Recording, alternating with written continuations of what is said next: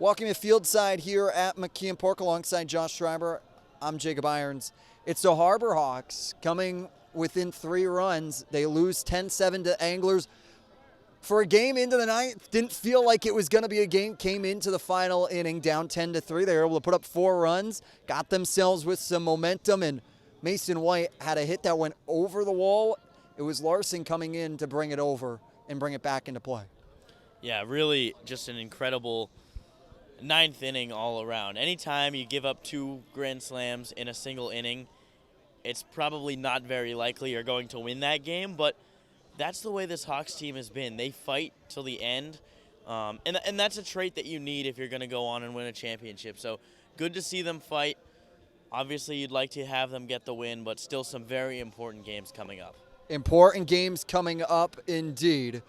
You have a big game tomorrow, a battle for first place between Hyannis and Katuitt. You can catch that one right here on the Harbor Hawks YouTube page. What do you need to see? I mean, you need to see Hyannis compete all 9 innings. They've got to come out fast. We've seen them on the road, and they can get a little bit sluggish, kind of not pick up the bats really until the 6th or 7th inning. You can't do that against a very, very good team in Katuitt that is struggling a little bit offensively recently. So if you can pounce on them early, you put yourself in a great position to win that game. Putting themselves in a great position to win. A shining light in today's performance. Paul Schmitz comes in and eats the middle innings to give Hyannis an opportunity to only fall down 3 runs. And incredibly an underrated achievement, what he was able to do tonight. Eat those innings towards the end of the game where, you don't think you have the best chance, but it allowed Hyannis to even manufacture that comeback in the first place. You hold Chatham where they were, keep that score at 10, and make some noise at the end. You never know what the end of the season is going to come down to, whether it's run differential, something else, and they don't get to where they are without Paul Schmitz absolutely dealing towards the end of the game. Yeah, Paul Schmitz is absolutely dealing. Someone who is also dealing is Josie Broyles with questions to Mitch Carricker. Sideline reporter Josie Broyles here with head skipper and manager Mitch Carricker after an unfortunate Harbor Hawk loss.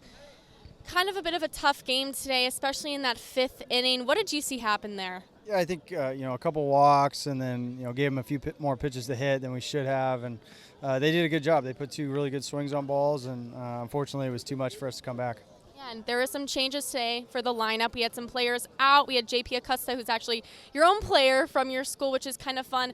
Talk a little bit about that. I know you've been talking about making some adjustments to really get that right batting lineup. Yeah, I think we wanted to make some changes, give some guys some opportunities tonight, just to understand who they are and what they can bring to the table as we move forward here in these last 4 games and then into playoffs. And I was encouraged by the effort on everybody's part. Just unfortunately, we had a bad inning and couldn't recover. But overall, there were some positives tonight. Yeah, and we really did see those positives show out in the players tonight. You talk about going into playoffs. Is there anything you really think that they need to tweak on, touch on before heading into that first game? Yeah, I mean, I think from the pitching side of things, we got to eliminate the free bases. We had an error tonight. But other than that, I thought, our pitching staff's been really good. They just had a tough night tonight. But other than that, I mean, Paul was really good out of the bullpen, which was good to see. Our offense will be fine. Like we saw tonight, we still were able to put up 7 runs and scratch across enough and have the tying run up, so that was encouraging. So I don't think there's much we need to change. Just keep doing what we're doing and eliminate some of the mistakes we made. Yeah, totally. Thank you so much. Thank you.